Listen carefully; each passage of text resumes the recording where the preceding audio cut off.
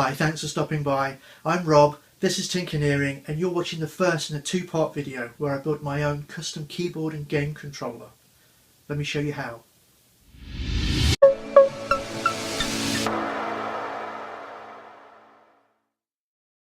The main sensor for this project is a 7-inch 4-wire resistive touch panel. This allows us to keep things simple and we only have to worry about single rather than multi-touch readings. This panel is made of a number of layers that are sandwiched together, onto which are connected 4 wires which extend out through the ribbon cable. These wires are X plus, Y plus, X minus, Y minus. And here's how they work inside the panel. One of each of the X or Y lines runs to the left or right, top or bottom side of the panel.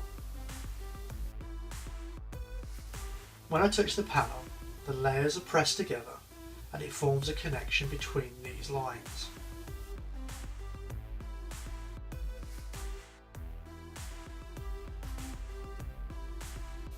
Here's that touch on the panel.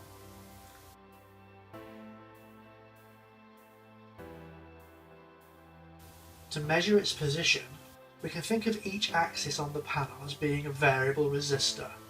We apply a voltage between the plus and the minus line on that axis, and then use one of the lines on the other axis to measure the position along the variable resistor where the contact has been made on the panel. Then we swap this for the other axis, apply a voltage across that and read the resistance for that axis too. This gives us a resistance value for each axis, which we can then use to work out the position on the touch panel. To link to the touch panel, I'm using an Adafruit breakout board. This gives us access to the X plus and minus and Y plus and minus lines.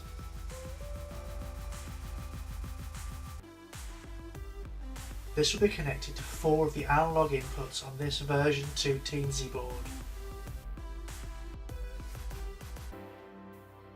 I can then use the Arduino IDE on my laptop to program the board. And here's all the code I need.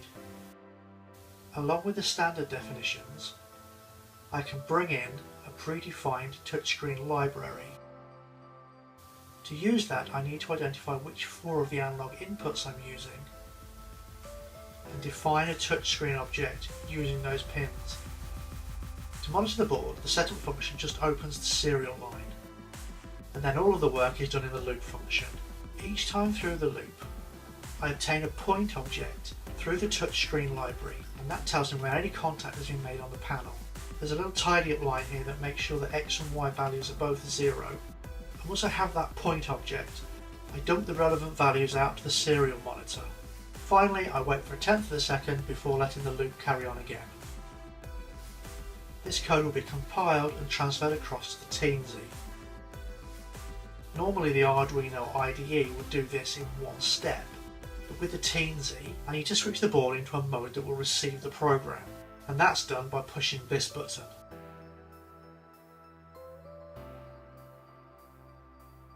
I've switched on the serial plotter to make it easy to see the values coming back from the touch panel. When I put my finger down on the panel, the red line and the blue line on the chart jump to roughly the same value. This shows that readings are coming in, and I've done a reasonable job of guessing the middle of the panel. When I release my finger, the values drop back to 0. Now let's try top left. This time we have a smaller value for red and blue. It won't be the same values as the X and Y axis both have different scales. If we try top right next, the value on the blue line stays roughly the same, but you can see the value on the red line jumps up. Now bottom right shows the same high value for red, but also an increased value for blue. At the bottom left, blue stays high and red drops back down to a lower value. If I start in the top left corner, I drag my finger down to the bottom right, you can see how the red and blue values change with the position of my finger on the panel.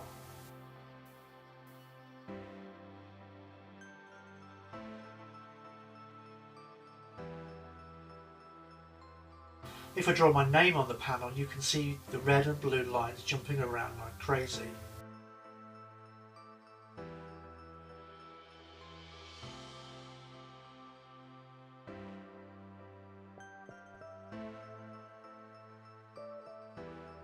I can also draw a box on the panel, and this shows a much more steady change in the values as my finger moves around the panel.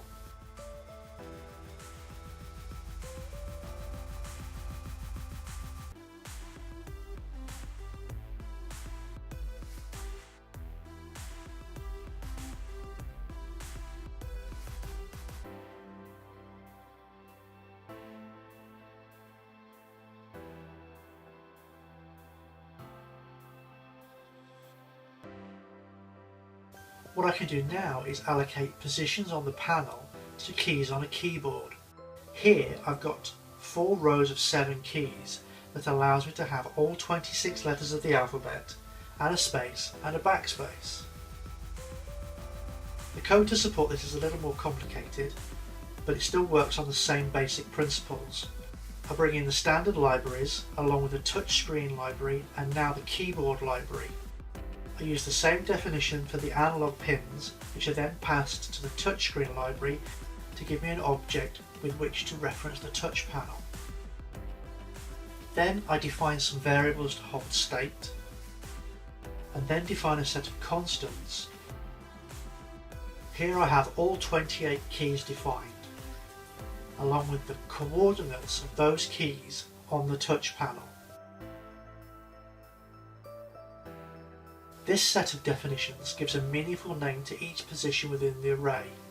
This shows that I hold the top left and bottom right corner of each of those keys, along with the definition of the key press that I want to simulate. The setup function for the Teensy is the same as before. We're just opening up the serial monitor so we can keep an eye on things.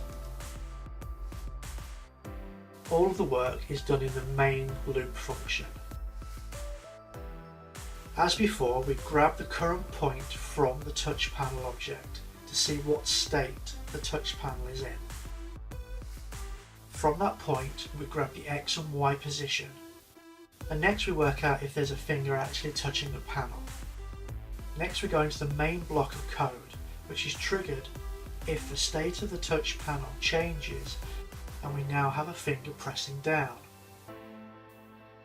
Firstly, we output some values to the serial monitor. Then we pick an index from our keyboard array and start looping through every single key that's defined in that array. For each key in the array, we check the touch position on the panel to see if it lies between the top left and bottom right corner of that key. If it doesn't, we move on to the next. If it does, we can start simulating a key press event. First we check the array for that key to see if it has a modifier. That could be the Shift key, the Control key, the Alt or the Command key, and then we simulate a key press for that. Then we simulate a key press for this specific key, and then for this keyboard controller we immediately release all the keys. In this code that simulates a single key press no matter how long you hold down the key. Finally we do some housekeeping and hold on to our current values for the next time around the loop. Then, as before, we wait for 1/10 of a second before allowing the loop to happen again. To demonstrate, here are a few key presses to show you the different positions that are returned.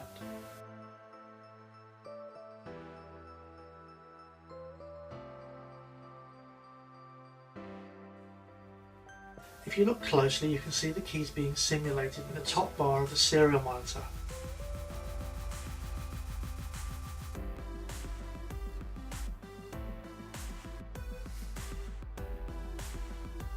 But to make it easier to see, here's the same code simulating keys being typed into Windows WordPad.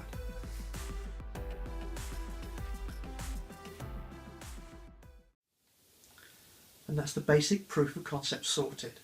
We can translate finger presses on the touch panel into key presses on the keyboard. Well, that's it for this time, but in the next video I'll come back and I'll build a case for the controller, add the ability to combine keys and switch between different keyboard layouts with ease. To make sure you don't miss that video, remember to subscribe and don't forget to hit the notification bell to be sent a message when I upload the video. But that's it for this time. Thanks for watching, and I'll see you again soon.